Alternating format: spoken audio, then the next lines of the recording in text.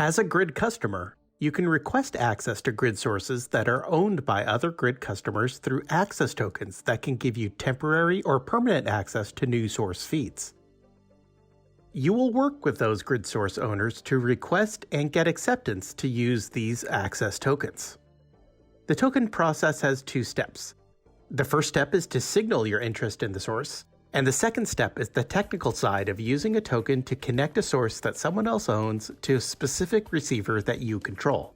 To gain access to Grid feeds through a token, click on the Grid option menu in Command Center and look at the Search tab. Above your list of sources, you will see the Add Grid Token button. Click on it, and you will get the Add Grid Token window.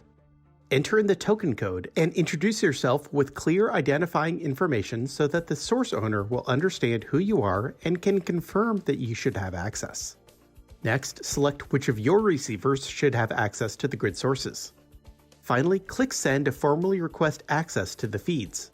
You can check in on the status of your request by going to the My Requests tab and clicking on the Via Grid Token button. If you see a pending status on a request, that means that the source owner has not yet accepted it. If you see the token status is accepted, select that line and click the Control button.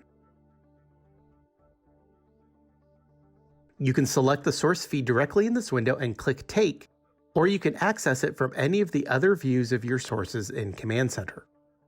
If your token has been accepted but the start day or time is set in the future, you will see the status displayed as Status Not Reached until the start time occurs. Then the token will become valid and you will see the status change to Accepted.